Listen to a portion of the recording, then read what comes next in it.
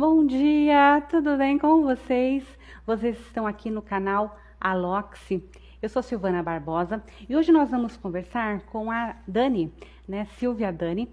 Ela é advogada e, como advogada, ela vai contar pra gente um pouquinho como que é ser advogada, quais são as, as condições mais fáceis, mais difíceis. Então, eu estou aguardando ela um pouquinho aqui e ela vai estar nos contando um pouquinho qual é a sua experiência, como ela decidiu, né, ser advogada, o que ela precisou fazer para aprender, né, essa profissão, que é uma profissão tão bonita, né?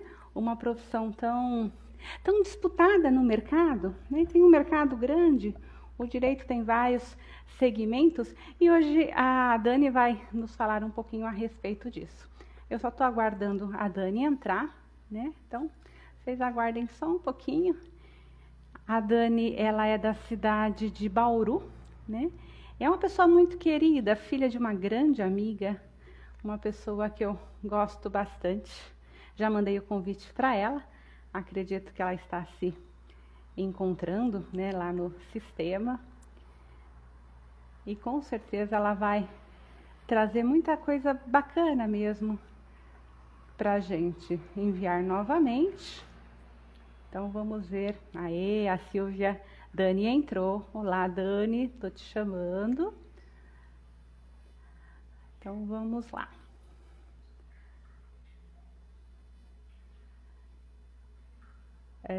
Então, cadê a Dani está entrando, vamos só ter mais um pouquinho de paciência. Vamos lá. A Dani vai estar aqui com a gente contando a experiência que ela tem sobre o direito. Aê, ela está entrando. Pronto, acho que a gente achou a sua câmera. Dani, tá me ouvindo? Agora sim. Aê, tudo bem, minha linda? Tudo bem? Tudo jóia.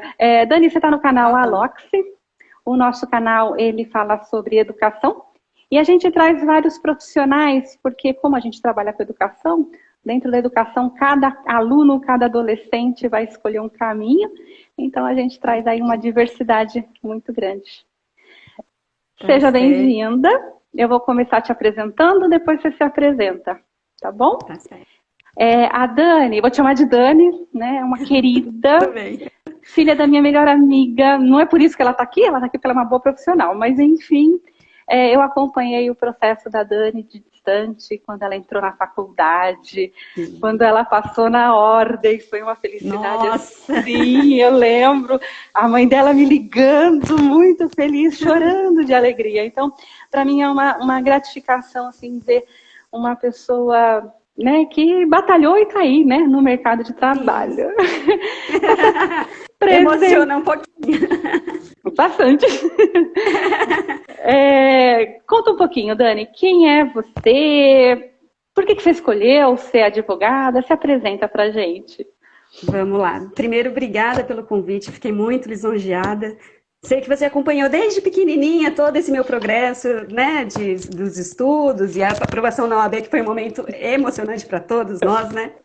Bom, meu nome é Silvia Daniele, eu sou advogada no município de Bauru. Eu sou uma empregada pública concursada, trabalho numa empresa municipal aqui no município, né? Nós trabalhamos na área de limpeza pública, gerenciamento de cemitério, trânsito, transportes, e eu sou advogada dessa empresa já há 3 anos como concursada, mas anteriormente fui assessora jurídica dessa mesma empresa por 5 anos. É bem comprida a minha história de como eu escolhi ser advogada.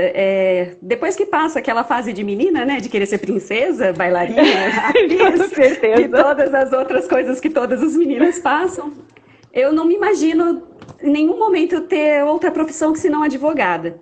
E tudo devido a uma tia, doutora Maria Catarina Benetti, que é advogada em São Paulo, e que era uma ídola para mim, ainda é. E eu queria ser igual a tia Cátia. Então, eu comecei a faculdade de Direito, na verdade, né, visando ser igual a tia Cátia, que, né, para mim era uma ídola e ainda é. E Desde o primeiro dia de faculdade, eu fui trabalhar com uma outra tia, que também é advogada, que é a doutora Meire Aparecida Benetti, trabalhar com ela no escritório. E foi aí que eu descobri a paixão pela advocacia. O direito foi pela tia Cátia, mas a advocacia eu descobri o dia a dia do escritório, a prática e tudo mais com a tia Meire. E eu me apaixonei. E um conselho que ela sempre me dava era: não advoga, que se você advogar, você vai se apaixonar e aí você não para nunca mais. Termina a faculdade, estuda para prestar concurso, que é uma das vertentes da faculdade de Direito, que vale muito a pena, mas eu não ouvi o conselho. Fui advogar, me apaixonei e o concurso da Endurbe foi um por acaso, e justamente porque é para advogar que eu acabei passando, prestando e passando, mas a paixão é a advocacia mesmo. O que é advogar? Explica um pouquinho. Eu tenho noção, mas talvez o pessoal jovem não saiba exatamente o que é isso. Vamos lá. Advogar. O advogado, até por termos da lei, ele é essencial para a administração da justiça. O advogado, ele representa a parte em juízo. Então, quando você tem um direito e você precisa garantir esse direito porque ele está sendo violado, você precisa buscar de alguma forma, a justiça ela é inerte, ela está ali para todos, mas ela precisa ser provocada. E o advogado é o instrumento que faz esse link entre a pessoa que tem um direito violado, que precisa garantir um direito, e a justiça. Todo mundo tem direito à defesa, e essa defesa é feita pelo advogado. Existem outras partes envolvidas, mas o advogado, em síntese, é isso. Entendi. Você comentou comigo que você tinha uma situação de estar colocando, por você ser advogada, tem algumas situações que você queria estar colocando na live, você quer aproveitar agora para colocar? Vamos lá. Inicialmente eu só queria deixar bem claro que não estou aqui para divulgar o meu trabalho, sim, para falar um pouquinho dessa profissão que eu amo tanto, que tenho muito orgulho de exercer. Não estou aqui para angariar clientes e muito menos não estou como representante de nenhum órgão de classe, nenhuma instituição. Estou aqui só para falar de como é ser advogada. Para os alunos do ensino médio, com certeza. Isso, para falar que vale a pena. E o que precisa, assim? Quais são as habilidades que uma pessoa precisa para cursar essa profissão, ou não precisa quem precisa? Precisa. Precisa gostar de ler muito. Porque o direito ele é muito dinâmico, ele está sempre em transformação. Então você precisa estar sempre se atualizando, acompanhando as publicações de leis novas, acompanhando as decisões dos tribunais, porque o direito ele é formado por leis, por doutrinas e por decisões de tribunais, que a gente chama de jurisprudência, súmulas. Então você tem que estar sempre se atualizando, sempre lendo. Assim, se você trabalha 8 horas por dia, são 8 horas lendo, né? Gostar de escrever também, tem que ter uma boa noção, assim, o direito existe um certo formalismo, então você precisa ter essa questão de saber diferenciar o formalismo profissional, mas acho que essencialmente tem que gostar de ler, tem que ler muito. Se você não lê muito, você não consegue. Isso, você precisa estar sempre se atualizando, porque a lei ela é mutante, né? Ela tá mudando o tempo todo, e você tem que estar se atualizando. Precisa ler bastante. E como é que é a tua rotina, assim? Como é que é o seu trabalho no dia a dia? Bom, como eu não estou diretamente na advocacia particular, eu trabalho numa empresa que é do ramo de direito administrativo, né? Então, eu faço análise de editais, todo edital, quando um órgão público vai comprar qualquer tipo de coisa, desde um papel higiênico até um carro, ele precisa fazer um procedimento chamado de licitação. Tá. Esse procedimento, ele tem um documento, que a gente chama de edital, que vai regrar essa licitação. Esse edital ele precisa ser aprovado pela assessoria jurídica daquele órgão. Eu sou a pessoa que faz essa aprovação. Eu analiso, eu vejo se os termos do edital estão de acordo com a lei, se está exigindo o que a lei pode, se não está exigindo a lei. Então, eu avalizo isso. Faço pareceres consultivos. Vamos supor, o administrador tem dúvida, olha, eu posso fazer tal coisa? Ele questiona o jurídico. Aí nós dizemos, olha, pode, não pode. A lei fala que você pode fazer isso, a lei fala que você pode fazer aquilo. Também tem a parte de defesas judiciais. As pessoas que entendem que têm o seu direito violado de alguma forma pela empresa, entram com ações contra a empresa e eu faço a defesa da empresa. Por exemplo, nós trabalhamos com trânsito. Muitas pessoas entram questionando as autuações de trânsito, as multas que levam, e eu faço essas defesas. Então, eu analiso o documento que é apresentado no juízo, verifico se a autuação do município foi feita de forma correta ou não foi, né? Do município não, da Endurbe. se foi feito de forma correta ou não, junta os documentos para provar que a atuação foi feita de forma correta. Também tem a área trabalhista, funcionários que entendem que tiveram algum direito trabalhista violado entram com ação, eu faço a defesa. Geralmente, o dia inteiro lendo o processo e escrevendo alguma coisa. E diz uma coisa, esses processos, eles são todos em papéis, ou eles já são todos virtuais, ou é misto? Como é que é isso hoje? Os processos judiciais são todos eletrônicos. Processos físicos, a gente chama processos físicos, são os no papel. São só processos antigos. Se eu não me engano, a partir de 2014, 2015, começou-se a tornar tudo eletrônico. Hoje, basicamente, são todos, somente os processos muito antigos que são no papel. Mas, internamente, os processos administrativos ainda são físicos, ainda é no papel. Entendi. E fica num provedor? Existem 2 sistemas hoje no estado de São Paulo, tá? Cada estado ele regulamenta de uma forma, então o estado de São Paulo é de uma forma, o estado do Paraná é de outra. No estado de São Paulo, o Tribunal de Justiça, que é a parte civil, ele tem um sistema chamado ESAGE, então ele é um sistema eletrônico, é como se fosse uma nuvem, você joga tudo no sistema. E para você ter acesso a esse sistema, você precisa ter um cadastro, e para assinar esses documentos, você precisa ter um certificado digital. Esse certificado ele é emitido por uma empresa certificadora e pela OAB, né? No caso, eu tenho o certificado digital da OAB. Existe certificado digital de CNPJ, de pessoa física. O meu é da OAB. Eu preciso ter esse certificado emitido pela OAB e pela empresa certificadora para assinar uma petição em juízo. Entendi. E fica tudo nesse sistema. Então você fica no computador. Isso, já a Justiça do Trabalho é um outro sistema chamado PJE, que esse já é da Justiça Federal e da Justiça do Trabalho. É o mesmo sistema, é a mesma coisa, né? É um sistema todo eletrônico, o processo fica todo lá, você tem acesso a todas as peças do processo, você verifica tudo que existe no processo, faz tudo de forma eletrônica, tudo com certificado digital, mas são sistemas um pouco diferenciados na forma de acessar, o layout da página é um pouco diferenciado, mas é todo eletrônico também. É mais fácil que mexer com papel? É mais difícil ou você acha que não muda muito? Embora eu não seja muito adepta das redes sociais, né? Hoje eu me estreio em lives. Eu gosto muito do sistema eletrônico. Eu acho que facilita muito a nossa vida. Além de ser econômico, né? Você está economizando muito papel. Eu acho que facilita muito porque você consegue protocolar de qualquer lugar a qualquer horário. Então, para mim, eu gosto bastante desse sistema eletrônico. E hoje, com a pandemia, você tem trabalhado de casa? Você tem ido ao trabalho ou tá misto isso? Como é que tá? Desculpa, a gente não tinha nós estamos combinado. Num sistema misto, né? Não tem problema. Nós estamos num sistema misto, né? O setor jurídico, ele está em home office, mas nós somos em 4 advogados e fazemos um regime de plantão. Então, todos os dias tem um advogado lá, fisicamente, e os outros 3 trabalham de casa. Mas cumprimos a jornada de 8 horas igualmente. Sim. E de casa, então, como você falou, você consegue ter acesso a todo Eu consigo ter acesso a tudo porque o processo ele está judicial. E os administrativos a gente vai e volta com o processo embaixo do braço ainda, porque ainda continua físico. E pode perder esses processos físicos. Isso é uma responsabilidade muito grande. Muito grande, porque se você mexe num processo... Eu lembro, porque eu trabalhei numa prefeitura e eu trabalhava no departamento de obras e cada construção tinha um processo físico. E às vezes a gente arquivava aquele processo por algum motivo, num lugar errado, para a gente localizar aquele pequeno, né? Aquela pequena pasta no meio, a gente levava às vezes horas procurando. Sim, é uma responsabilidade muito grande porque é um documento público. Então eu tenho responsabilidade pela guarda e pela conservação dele, e eu não posso fazer qualquer tipo de alteração. Constitui inclusive crime se eu pegar uma folha de um processo, rasgar, tirar ou alterar ele, isso constitui inclusive crime. Eu não posso fazer isso, é um documento público.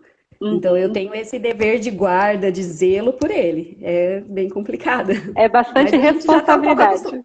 Sim, mas a gente está acostumado, porque eu sou da época do processo físico, que ia no cartório, encostava o umbigo no balcão, pegava o processo judicial, trazia para casa, tirava a cópia, levava de volta. Desde a época de estagiária eu já fazia isso, então já estou um pouco acostumado com essa responsabilidade.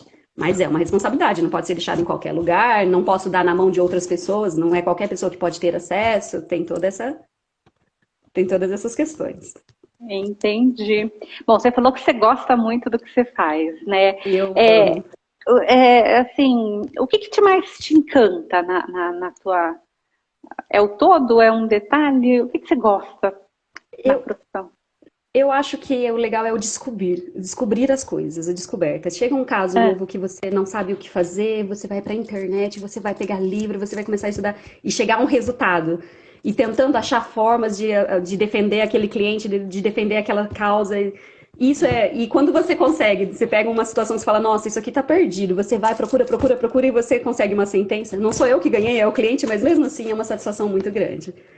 Eu acho que é essa busca, assim, de descobrir coisas novas, de procurar, de saber, eu acho que isso que mais me encanta. Interessante. É o desafio, então.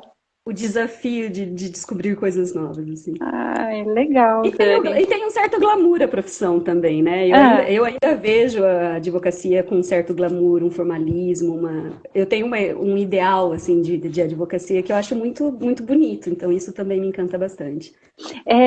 geralmente, isso a gente não tinha conversado, mas quando se vai a uma sentença, a um tribunal, existe uma certa roupa para estar usando, né? Os homens têm que ir de um jeito, as mulheres de outro. Ainda é assim ou já não é mais Já tão... foi, já foi bem assim, né? É. Antigamente, a faculdade de Direito ela era tão formal, vamos dizer assim, que Uhum. inicialmente somente homens poderiam cursar. E posteriormente as mulheres foram tomando seu lugar e hoje acredito que a maioria das alunas de Direito são mulheres, né? Uhum. E antigamente, desde a faculdade, você já tinha que presenciar as aulas com terno, Ah, é? né? Já nas aulas de direito, bem antigamente, no início, Ah, os homens tinham que ir de terno. Quando as mulheres finalmente conquistaram seus espaços, usavam saias, não podiam nem usar calças. Hoje isso já não é tão, assim, não existe uma regra fechada, mas existe o formalismo do direito. Então os homens usam o terno, não necessariamente precisam estar de gravata, mas a gente fala que pelo formalismo da profissão, eles acabam usando. E as mulheres, elas podem usar calça, podem usar saia, mas é claro, né? Tem que ter aquele limite. Você está indo para um tribunal. Você não pode entrar de mini saia, decote, biquíni. Até as pessoas, mesmo que não sejam advogados, não podem entrar de bermuda, de chinelo no fórum. tá. Isso tem essas regras, sim. Um pouco menos, mas ainda existem.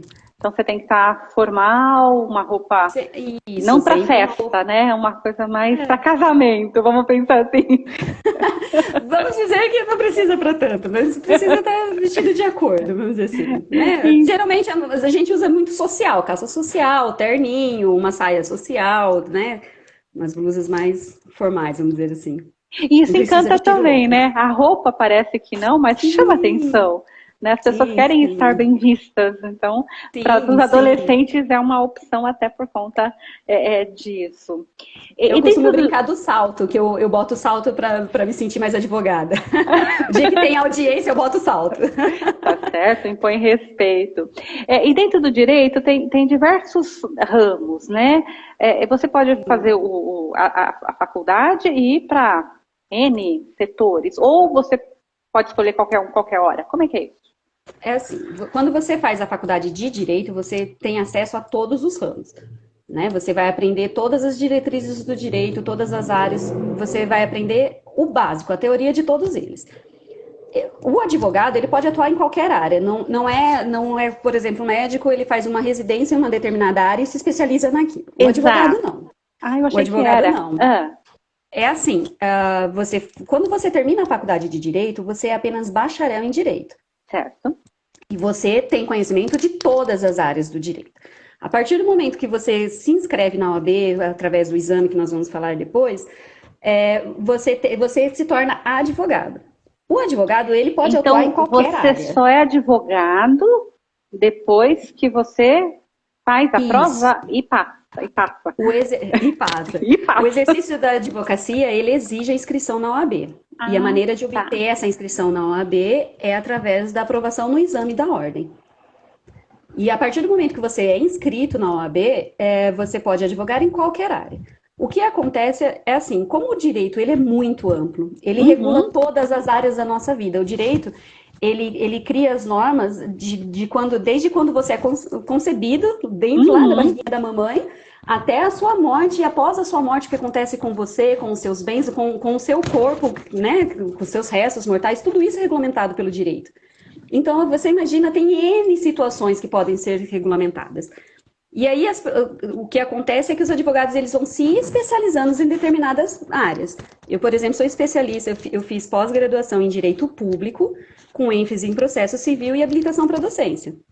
Eu trabalho nessa área de direito público, direito administrativo, constitucional, penal, processual. Alguns advogados se especializam na área trabalhista, outros na área tributária, outros nas áreas de direito digital, direito penal, existem várias áreas. Mas essa especialização é só o gosto do advogado, o ramo que ele trabalha, o que o mercado está exigindo. Muitos vão o mercado hoje está exigindo tal situação, então eu vou me especializar nisso Tá. para ter um Campo de destaque. trabalho. Exato, mas eu posso, se chegar um processo, eu não gosto, mas se chegar um processo criminal e eu precisar atuar nele, eu posso. Eu tenho a inscrição na OAB, eu posso atuar em qualquer um deles. Entendi. Mas não é o meu campo. Eu Tá, trabalho mas no pode. direito Eu achei que não administrativo. podia. Pode.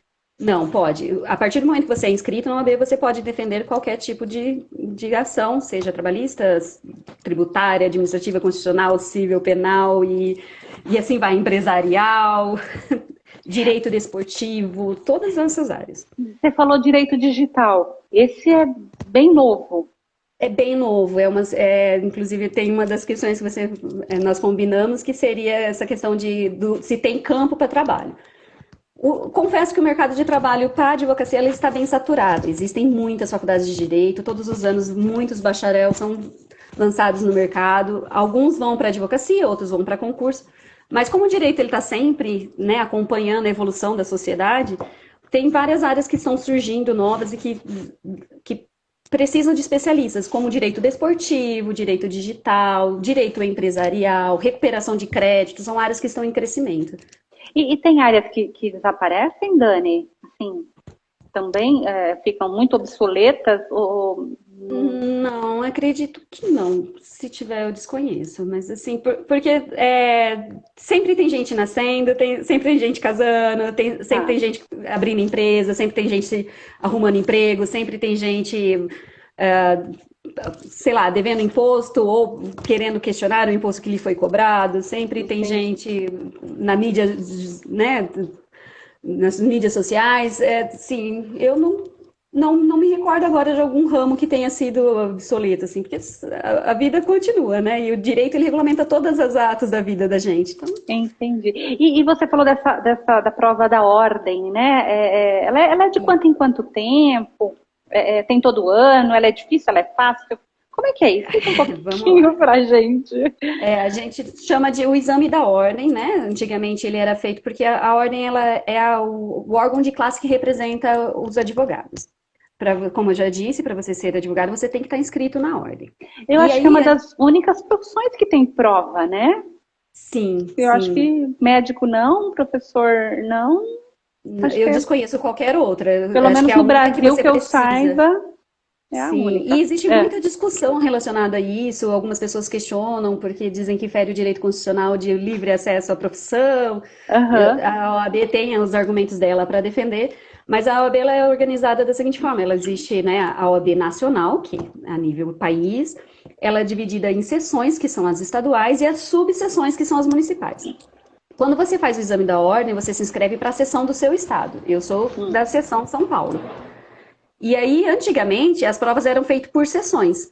Cada seção, cada estado fazia a sua prova. Hoje existe o exame da ordem unificado, que ela é a nível nacional. A prova ela é constituída de duas fases. A primeira fase é uma fase objetiva, com 80 questões, múltipla escolha. Você precisa acertar 50% da prova para se habilitar para a segunda. O seu único concorrente é você mesmo. Você não é um concurso público, você não precisa tirar melhor nota para ser aprovado. Tem só um mínimo, você tem que atingir 50%. Para todos. Se 10 pessoas prestarem, as 10 pessoas atingirem 50%, essas pessoas estão habilitadas para fazer a segunda fase. Nessa fase, cai todas as matérias que você estudou na faculdade. Todos os ramos, desde a introdução e também o Código de Ética e o Estatuto da OAB. Você precisa saber, nós temos uma regulamentação própria da nossa profissão, que é o Código de Ética, o Estatuto da OAB, e cai, se eu não me engano, 15% da prova, não tenho certeza, mas tem no edital, é sobre o Estatuto de Ética e o Estatuto da OAB e o Código de Ética. Você foi aprovado, né? É caráter eliminatório, se não atingir 50% você está eliminado. E tem todos os anos, e o estudante de direito, a partir do 5º ano, acho que já pode prestar. Você não precisa ter encerrado a graduação para prestar essa prova. E aí, se você for habilitado para a segunda fase é uma fase prático-profissional. Ela vale 10 pontos. Para você ser aprovado, você tem que atingir 6 pontos no mínimo. E ela é constituída por 4 questões dissertativas. São questões relacionadas à matéria da área que você opta quando você faz a inscrição. E uma peça profissional. É um caso prático, né? Então, são 4 questões, você pode optar entre as matérias direito administrativo. Só um minutinho que eu fiz cola dessa parte que eu não lembro. Eu já prestei essa prova há 17 anos. Hoje, na minha época, era civil, penal, constitucional e trabalhista. Eu fiz na área trabalhista. E hoje ela tem administrativo, civil, constitucional, empresarial, penal, trabalhista e tributária. Você escolhe uma dessas áreas e aí a segunda fase vai ser só sobre isso. 4 questões, valendo 1,25 cada questão, relacionada ao direito da área que você optou, e um caso prático que você tem que dar a solução. Vai ter lá o caso, aconteceu isso, isso, isso, como advogado dele, faça a sua parte. E aí você tem que escrever a petição, né? Você tem que escrever se for um recurso, se for um pedido de reconsideração, se for uma petição inicial, se for uma contestação, você tem que saber qual é a peça que você utiliza e você vai escrever. Vale 5 pontos a peça. Então, e aí, você atinge 6 pontos, você foi aprovado no exame da ordem. A partir de então, você tem alguns requisitos, todos constam no Estatuto da OAB, tem alguns requisitos para você preencher. Você preenchendo os requisitos aprovados no exame, você é inscrito na OAB, recebe a sua carteira. Não é carteirinha, gente, é uma carteira profissional, carteirinha de clube.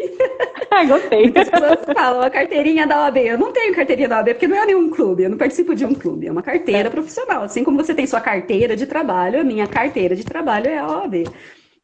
E a partir do momento que você é inscrito na OAB, você já pode atuar como advogado. O exercício da advocacia sem inscrição na OAB constitui crime, inclusive. E tem validade ou enquanto você for advogado, ela não é renovável? Ela é renovável, mas a única coisa que acontece é que se você não renovar, você não pode atuar, mas ela é renovável. Mas você não perde renovar, o exame. Você faz a prova de novo? Não precisa. Entendi. Não você precisa. só vai lá, renova que nem a carteira de habilitação. Tá. Exato. A habilitação ainda você tem um exame médico lá, isso nenhum. Você só vai só para manter atualizados seus dados, foto, etc e tal, mas ela é renovável. Entendi. E como são feitas? Desculpa, a carteira não é renovável. O que é renovável é o certificado. Desculpa. Tá, e fica a carteira ela é definitiva. O certificado digital. Ah, tá. Entendi. O certificado digital ele é renovável, a carteira não. Entendi. E como são feitas as leis, Dani? Porque vocês trabalham a partir de uma lei, né? Eu tenho noção, sim, mas quem faz essas leis? O direito ele é constituído por leis, né? Que são as normas. Ele é constituído pelas jurisprudências, súmulas dos tribunais, as decisões que são as decisões recorrentes dos tribunais e também pelos costumes. Tudo isso são as fontes do direito. Os costumes também? Os costumes também são fontes do direito. Que legal, não sabia. A partir do momento que uma coisa se torna costumeira, ela se torna uma norma. Entendeu? Entendi. E aí é óbvio que para você legalizar isso, ou você transforma em lei, ou você transforma em jurisprudência. Mas quando uma coisa começa a acontecer de forma recorrente, ela se torna uma fonte do direito. E aí na jurisprudência você acaba transformando vamos dizer assim, que a forma de você materializar isso é através de uma jurisprudência, de uma súmula, e às vezes elas se tornam leis realmente. Entendi. É bem complexo a formação de uma lei, mas de uma forma assim, para não virar uma aula de direito constitucional, vamos lá. Para você criar uma lei, ela existe 4 fases. A primeira fase é a fase da propositura da lei, da iniciativa. Então, assim, existem determinadas matérias que são competência só da União, que é o país, vamos dizer assim, que só a União pode legislar sobre aquele assunto. Existem determinados assuntos que somente o município pode legislar. E aí existem alguns assuntos que somente o Estado pode legislar. Então, aí, e tem a questão da iniciativa. Alguns assuntos somente o executivo pode propor, outras somente o poder legislativo, outras podem ser de iniciativa popular. Eu, por exemplo, posso chegar na Câmara Municipal e apresentar um projeto de lei. Essa é a primeira fase de uma aprovação de uma lei, ela é a propositura. Depois disso, ela vai para a Casa Legislativa, que é ou Câmara de Vereadores, Câmara dos Deputados Estaduais e, no caso nacional, o Congresso, que é composto pelo deputado, pela Câmara Federal e pelo Senado. Aí essa lei, esse projeto, ele é posto em discussão. Então, eles vão discutir o projeto. Todas essas casas legislativas, elas são constituídas por comissões temáticas. Então, existe uma comissão formada por vereadores que ela se especializa em analisar questões ambientais, outra em questões tributárias. Então, existem essas câmeras temáticas. Tá. Essas comissões, né? Ela passa por essa comissão, dependendo do projeto de lei, passa pela comissão pertinente e todas elas passam pela Comissão de Constituição e Justiça, que é que vai dizer se aquele projeto de lei não fere a Constituição, que é a lei maior do Estado, a base de todas as leis é a Constituição. Nenhuma lei pode ferir a Constituição da República Federativa do Brasil. Então, todas as leis têm que estar de acordo. E essa comissão é que faz essa análise. Se não era ilegal o que está sendo previsto, se não fere a Constituição. E então ela vai para votação. Votação é o momento em que os vereadores votam sim ou não. Aprovam a lei? Não aprovam. Essa votação existem quórums, que a gente chama que é a quantidade de votos necessário para aprovar. Vai depender da matéria, vai depender também da Casa Legislativa. Existe a maioria absoluta, que é a metade de todos os inscritos mais um, e a maioria simples, que é a metade de quem estiver presente na sessão de votação mais um. Todos os atos das casas legislativas são feitos mediante sessões públicas, todos têm acesso, hoje virtualmente, né, até mais fácil. Aprovado o projeto de lei, a lei é escrita e o texto vai para o órgão executivo, para o chefe do executivo, prefeito, governador ou presidente, dependendo de onde correu o projeto de lei. E aí ele pode aprovar a lei, que a gente chama de sancionar. Sancionando, ela é publicada no Diário Oficial e a partir de então ela passa a ter vigência e obrigatoriedade a todas aquelas a que se aplicar. A lei ela vai prever se ela entra em vigor na data da publicação ou ela pode ter um lapso para adaptação. Então ela vai falar, essa lei entra em vigor tantos dias depois da sua publicação. Tá. E aí sim ela começa a ter aplicabilidade. Ou o chefe do executivo ele pode vetar, ele pode dizer, essa lei é por motivo de ilegalidade ou de interesse público, ele pode falar, eu não vou sancionar por causa disso. Ele não pode deixar de sancionar, não gostei da cara da lei e não vou sancionar. Tá, ele tem que justificar. Exato, legalidade, interesse público. Ele vetando, o projeto de lei volta para a casa que a aprovou. E aí eles vão novamente fazer uma votação para derrubar o veto ou para concordar. Se na votação pela maioria absoluta eles concordarem com o veto, o projeto de lei é aprovado e não entra em vigor. No entanto, eles podem derrubar o veto e assim a lei é aprovada, publicada e a partir de então ela passa a ter obrigatoriedade. Entendi. E para mudar uma lei é mais ou menos o mesmo processo. Tem uma lei, por exemplo, que ela, por algum motivo, ela já não faz mais sentido. Alguém propõe uma lei alternativa. Algumas leis caem em desuso por si só.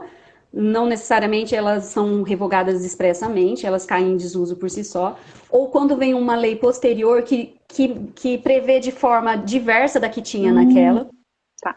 Né? Ou quando uma lei posterior vem e fala expressamente, está revogada a lei tal. Substitui alguma coisa assim. Isso, ou altera, passa a vigorar com a seguinte redação, ou substituir a gente não usa, a gente ou revoga, normalmente é utilizado o termo, revoguei o artigo tal da lei tal, ou o artigo tal da lei tal passa a vigorar com a seguinte redação. A gente chama de norma regulamentadora. E aí, a única regra é a seguinte, as leis elas só podem ser alteradas por lei da mesma hierarquia. Porque existe uma hierarquia entre leis, decreto, lei complementar, Constituição. Então, eu não posso, através de um decreto, alterar uma lei. Porque o decreto ele só regulamenta o que já está previsto na lei. O decreto ele não cria direitos, ele só regulamenta um direito já criado em lei. Então, eu não posso vir por um decreto e dispor de forma contrária ou alterar o que está previsto na lei. Para alterar aquela lei, eu preciso de uma lei da mesma hierarquia. Eu não posso, uma lei federal, vir com uma lei municipal e alterar a lei federal. Se a lei é federal, eu preciso de uma lei federal para alterar aquela lei federal. Então, a mesma forma que ela foi criada, para alterá-la, eu preciso do mesmo procedimento para alterar aquela lei. Entendi. E isso deve acontecer bastante, né? É uma coisa muito dinâmica isso. Sim, dinâmica, porque a lei ela acompanha a evolução da sociedade, né? Então, conforme as situações, conforme os costumes vão acontecendo, surge a necessidade da alteração da lei.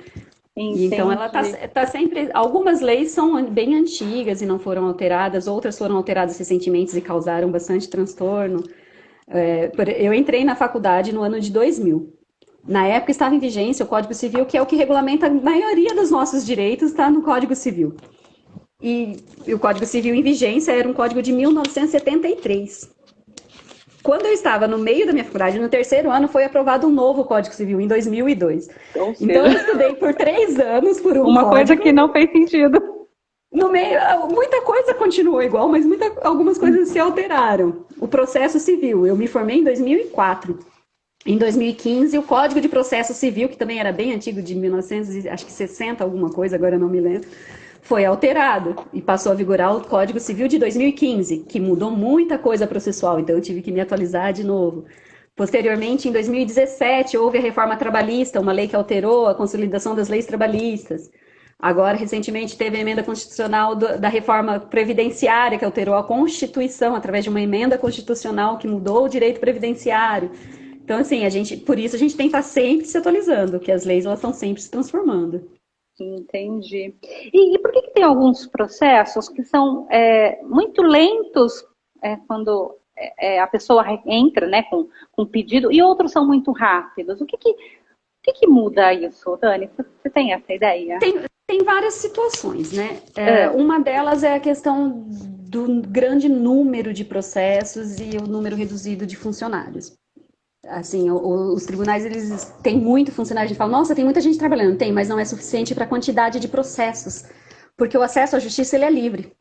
Todo mundo tem direito a acesso, todo mundo tem esse acesso. Então, assim, existem inúmeros processos e são poucos os funcionários, tem essa questão. Outra, existem procedimentos. Então, existem alguns processos com procedimentos mais lentos, que precisam ter várias fases, e todas elas precisam ser respeitadas para que o processo tenha legalidade, porque se você pula uma fase do processo, você anula tudo o que você fez depois disso.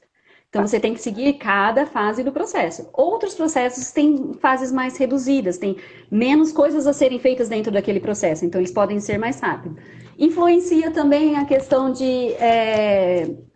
se você depende do direito que você está querendo, se você vai precisar fazer audiência de instrução, se não vai, se vai ouvir testemunha, se não vai, se a testemunha comparece, se não comparece, se você vai ter que marcar outra data para ouvir, para insistir na oitiva daquela testemunha. Então, a demora de um processo, às vezes o processo eu estou pedindo a mesma coisa, partes diferentes. Um caminha, o outro não. Como justificar isso?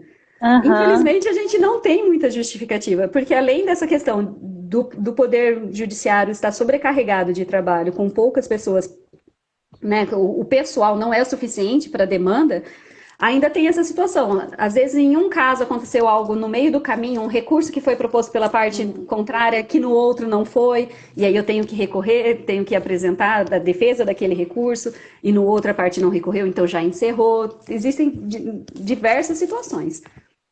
Existem datas que o advogado, no caso, tem que cumprir, né? Se ele perde isso, ele pode perder? Como é que é isso? É ele que controla? É a pessoa que entrou com a ação que controla? Quem é que controla essa? Os prazos, eles são todos previstos em lei. A lei quem diz, a lei processual quem diz, olha, você tem um prazo de tanto dias para você fazer isso. Então, existe uma lei que define todos esses prazos. Cada processo ele tem o seu regramento. Então, a lei, sim, por exemplo, o processo civil, ele regulamenta todos os prazos do processo civil. O processo trabalhista, ele regulamenta todos os prazos do processo trabalhista. No entanto, o processo civil, ele é aplicado subsidiariamente a todos os outros. Então, vamos supor, o processo trabalhista, ele tem a regra dele. Mas tem coisas que não foram previstas lá. Você pega a lei trabalhista e fala assim, olha, isso aqui não está previsto aqui. O que você faz? Você vai para o processo civil e aplica o que está escrito no processo civil. Entendi. E todos os prazos estão ali. Então, ó, você tem, a partir da sua intimação, você tem o prazo de tantos dias para fazer tal coisa. Você tem que cumprir. Advogado trabalha com prazo o tempo todo. É essencial. A parte essencial do trabalho do advogado é controlar prazos. Se você não faz naquele prazo, você preclui do direito. Então, vamos supor que a pessoa entrou com um pedido que está errado. Ele está pedindo uma coisa, está te cobrando um valor que você já pagou. Você não deve aquele valor. Você tem o prazo para se defender. Se você não se defender, você precluiu do seu direito de defesa. Ah, tá. Se você perde aquele prazo, eu não posso aparecer a qualquer momento e falar, viu, mas eu já paguei. Porque o seu prazo para dizer que você já pagou, já passou. Era aquele, então, tá. Exato. Se você perde o prazo, você preclui do direito de fazer aquilo. Aí você pega o processo a partir daquele momento. Você não pode voltar atrás. Você pode continuar dali para frente. Mas você não pode voltar a fazer o que você deveria ter feito no prazo. Entendeu? Entendi. E aí, nisso, você pode perder o processo, você pode ser condenado por uma coisa que não era o caso, mas se você não se defendeu, o juiz, ele não sabe. Você dá o fato para o juiz, ele sabe do direito, mas o fato, a prova, quem traz para ele é você. E se você não faz isso dentro do prazo, você preclui do direito de fazer. E uma curiosidade minha agora, a gente não conversou sobre isso. Se, por exemplo, quem perdeu o prazo foi o advogado e não o cliente, e por algum motivo o cliente foi prejudicado, ele pode recorrer e dizer que foi o advogado que não fez determinada coisa ou não? Mas ele pode entrar com ação contra o advogado. Tá, porque o advogado ele o prejudicou de alguma forma. Sim, se ele se sentiu prejudicado por algum ato, por isso tem que ter muita responsabilidade.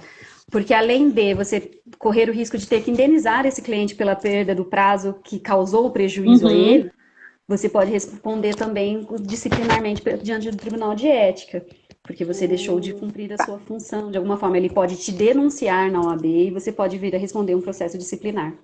Entendi. Então aí acaba exigindo a responsabilidade do advogado, que não pode ficar brincando, né? Assim, lógico que ele não brinca, prazo, mas é prazo. Prazo é a vida do advogado. A gente anda com calendário na mesa, com tudo escrito ali para bater o olho e falar, opa, tem um prazo hoje, deixa eu ver se eu já fiz. Para não correr o risco de perder um prazo. Sim, tem que ser uma coisa muito bem controlada, né? Sim. E hoje, você falou que tem bastante advogado, né, no nosso país. Também falta muito profissional dentro dos ambientes jurídicos.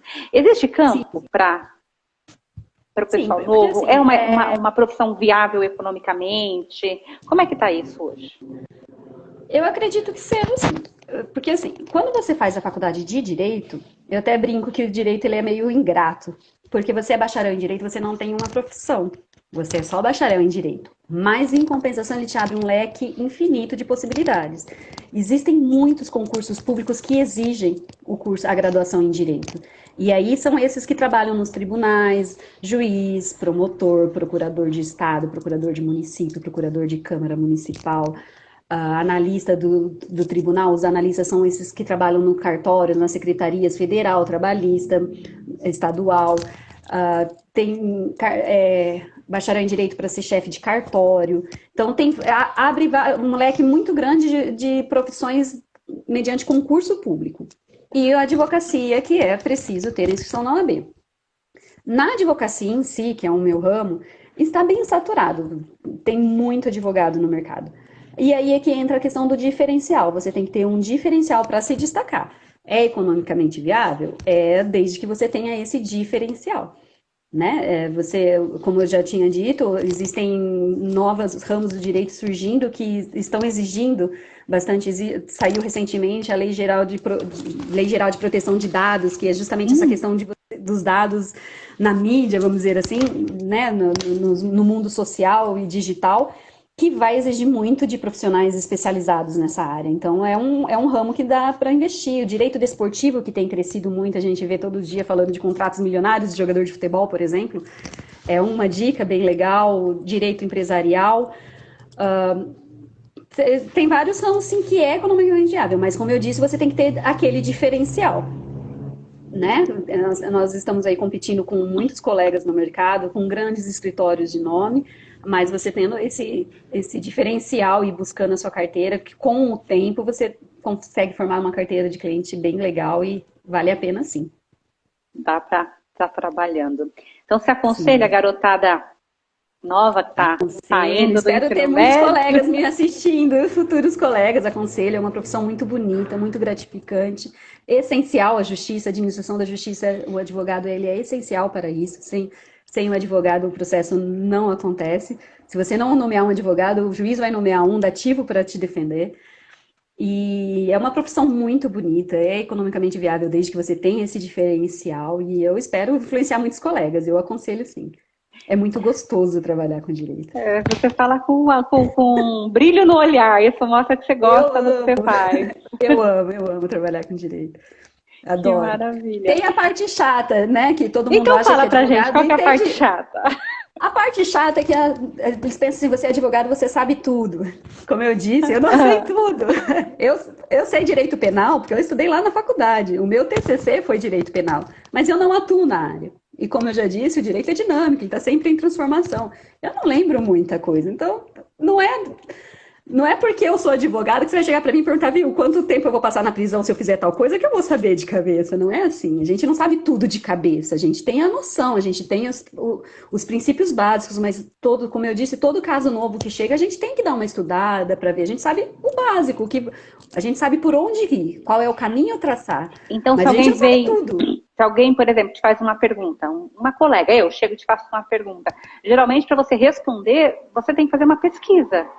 Sim, a Não gente é uma pensa, coisa geralmente. de pronto. Algumas coisas mais fáceis ou coisas que você trabalha o tempo todo. Eu faço muito direito de família. Então, coisas da área de família, eu sei de Sim, cabeça porque eu faço muito.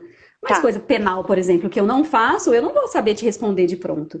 E o direito nunca 2 mais 2 é igual a 4. Tá. Tudo depende.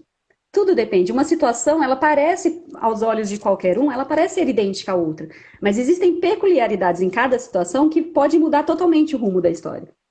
Então eu não posso nunca falar para você que vai ser sempre assim. Tá. Depende. Tem isso, tem aquilo. Então, e essa é a paixão do direito, porque nunca é igual. E a parte chata é que você não vê ninguém chegando no médico, no dentista, no meio de um churrasco perguntando: "Ah, você é médico, viu? Tô com uma dorzinha aqui, dá uma olhada pra Exatamente. mim". Você não chega no meio de uma festa de aniversário e fala: "Ó, tô com dor nesse dente aqui". Mas pro Mas o advogado, advogado quando fala: pergunta. "Ah, você é advogado? Deixa eu perguntar uma coisa pra você, viu? Minha vizinha, meu filho, meu tio, o primo, o amigo do tio, do cachorro, sempre tem uma pergunta no meio do churrasco, no meio do aniversário". Essa é a parte meio chatinha, né, da situação. Mas ainda assim é divertido. E assim, no teu caso, você consegue tirar férias porque você é funcionária de uma empresa. Mas quem trabalha Sim, por conta dos prazos, trabalha sozinho, não trabalha no escritório, é ele com ele mesmo. Não trabalha com isso foi ninguém, é ele. Ele o consegue tirar autônomo, né? férias? Olha, isso vamos dizer assim, uma conquista muito grande para o advogado, porque antigamente não. Os prazos É, corriam assim. é, Você tem que colocar alguém para trabalhar no seu lugar se você quiser tirar férias ou se programar sim. no meio entre um e outro trabalhar. Nós conseguimos uma vitória que é o recesso forense, que é a alteração com o Código Civil, com o novo Código de Processo Civil. Então, o Explica isso. fórum suspendem todos os prazos a partir do dia 20 de dezembro até o dia 20 de janeiro. Então, o fórum está Hum, aberto, você consegue trabalhar, mas os prazos estão suspensos. Nenhum prazo corre nesse prazo, a não ser coisa urgente, né? Se você tem uma coisa urgente, alguém está preso, você precisa tirar, tá. o juiz está lá de plantão, você vai e faz. Mas os prazos, eles estão suspensos. Foi aí que a gente conquistou finalmente as nossas férias tão sonhadas, porque antigamente não tinha, não. E de quanto tempo pra cá? É bem recente, mais ou menos? 2015, né? Eu acho que 2015. Nossa, é muito É, até, recente. é bem recente. Bem Antes recente. vocês eram Antigamente, escravos dos prazos, né? Porque escravos dos prazos, exatamente. E aí a dependendo da gente sempre quantidade. tem um colega que ajuda, né? Vai lá pra mim, entrega aquilo ali pra mim. Tô indo no fórum, alguém precisa de alguma coisa? Já junta, já faz. Hoje a gente não vai mais no fórum, né? Antigamente a gente ia muito ao fórum. Mas hoje não, hoje é tudo digital. O que Bom, facilitou nós, também, né? nós temos mais um tempinho. Quando nós voltarmos ao novo normal, né? Vamos pensar, acabou a pandemia, né? Acabou tudo isso. Você acha que vai mudar um pouco a lógica do trabalho virtual Não. para o advogado? Porque algumas profissões elas vão ficar mais home office do que Sim, sim. presencial. E a de vocês? A questão home office, assim, na minha empresa eu vou voltar a trabalhar presencial, tá? Isso já está bem claro. Mas os processos, eles já são digitais antes da pandemia. O que a pandemia trouxe de novidade, que era uma tendência e ela só acelerou essa tendência, são as audiências virtuais. Em algumas Como é que é isso? situações, igual nós estamos aqui agora. O juiz numa ponta, uma parte na outra, a gente na outra, e nós fazemos audiência dessa forma digital. Isso já era uma tendência, em algumas situações ela já acontecia, e a gente sabia que um momento ia chegar. Mas a pandemia acelerou isso, então hoje todas as audiências elas acontecem no mundo virtual, através de um aplicativo que cada tribunal está adotando um aplicativo, e você recebe o convite da secretaria do processo no qual ele corre, e aí você acessa o link, como fiz aqui, o secretário da audiência autoriza a sua entrada na sala de audiência e a audiência ocorre de meio virtual. Eu sou das antigas, eu não gosto de fazer instrução de forma virtual, porque, na minha opinião pessoal, eu acho que o ambiente do fórum, ele cria uma situação para testemunhas que para a gente é mais vantajoso. Durante a oitiva de uma testemunha numa audiência, você consegue pegar o nervosismo da pessoa, quando ela está mentindo, quando não está, o comportamento. Tem situações ambientais que você consegue levar a audiência de uma forma diferente. E eu ainda não me adaptei a essa questão de forma virtual. Acho que é mais fácil você mentir diante de um celular do que diante de um tribunal, vamos dizer assim. Entendi. Mas eu acho que mesmo depois, como isso já está acontecendo tudo no meio virtual, eu acredito que mesmo com a pandemia, a tendência é continuar sendo assim. Acho que, Isso acho que não dá volta. economia em termos de deslocamento ou você não acha que não? Olha, eu não sei dizer exatamente, assim, poderia se levar em consideração, você perde tempo de você tem que parar, ir até o local, aguardar, as audiências atrasam, porque a gente nunca sabe quanto tempo vai demorar uma audiência anterior, acontece uma atrás da outra, e aí você fica um tempo parado, vamos dizer assim, você não está trabalhando, você está ali à disposição, esperando, Certo. tem o deslocamento até o fórum, tem a situação de você ter que levar testemunha, levar as partes vão sozinhas, você vai ter que levar, tem várias situações nessa questão. Acredito que aí poderia até trazer uma certa economia. Porque o virtual você fica ali esperando. Você está no computador, você está trabalhando. A hora que você vê que entrou na sala, você entra. Entra também. Então, acho que na questão de trabalho, otimiza bastante o trabalho, né? E economia, sim, essa questão de deslocamento né? Mas não sei quantificar, eu acredito que pode representar uma certa economia, sim. Eu imaginei, né, não sei, a questão penal para fazer o julgamento, tirar a pessoa da cadeia, transportá-la para um local, aí tem a guarda, a Sim. segurança, toda aquela estrutura que você vai levar dependendo do caso, na né? parte criminal, com certeza.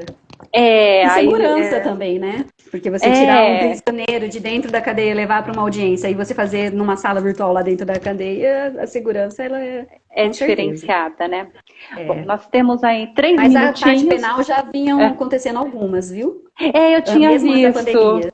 Eu Mesmo tinha antes da visto, principalmente pandemia, já alguns tinha acontecido algumas. casos, né, mais específicos da sociedade, eu cheguei a ver, né? Sim. E eu achei interessante. Eu não sei se é a melhor forma ou não, mas naquela época me É bem interessante. chamou É a bem atenção. Né? Olhando por esse lado, é bem interessante, sim. Então, nós temos mais 3 minutos, e aí Nossa, você pode estar fazendo. Vai, né? Temos quase 1 hora que estamos aqui conversando.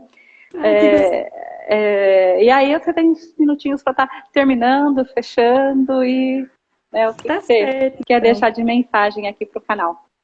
Vamos lá, né? De novo eu quero agradecer, né? Fiquei muito lisonjeada pelo convite. Adoro falar dessa profissão, como eu disse, eu tenho muito orgulho de exercer. Repetindo, não estou divulgando meu trabalho, não estou angariando cliente, não estou representando nenhum órgão, estou só falando da profissão tão bonita, tão legal que é a advocacia. Aconselho, parabéns, né, para você por esse projeto muito legal, que está ajudando muito, porque passei por essa fase, a gente adolescente chega num ponto, nós temos que decidir, mas não temos maturidade ainda para isso, a gente vai decidir o que a gente vai fazer para o resto da nossa vida, a gente fica ali, e agora, né? Então, esse canal ajuda muito, parabéns pela iniciativa, muito legal esse projeto. E espero ter respondido a contento as questões e influenciado futuros colegas, que serão muito bem-vindos. Vai ficar o meu e-mail aí para as pessoas que quiserem bater um papo, tudo. Estou à disposição. E eu agradeço mais uma vez pelo convite, viu? Eu te agradeço, Dani. Foi assim, um prazer falar com você. Muito bom ver você, né, formada, dona da sua vida, dona do seu futuro. Isso, né, para gente que, né, que viu a Dani menininha e hoje a Dani, né, mulher, advogada. Foi um prazer mesmo falar com você. E deixa um beijo aqui para Silvia, né? Que eu tenho certeza que está te vendo. Ela está aqui. Deve estar chorando lá. Ela foi a primeira pessoa que entrou e, né? Ela acompanhou com certeza todo esse nosso processo. Então, obrigada, Dani. Eu vou deixar então o e-mail. Só te pergunto, é o e-mail, aquele último que você me passou, que eu deixo, né? Isso, tá o Gmail. Tá certo? Então eu vou estar deixando aqui e agradeço. Num outro momento a gente volta a conversar. Um beijo grande para você. Fica com Deus e boa sorte aí. Obrigada para você também. Tchau, Até mais. gente. Obrigada. Tchau.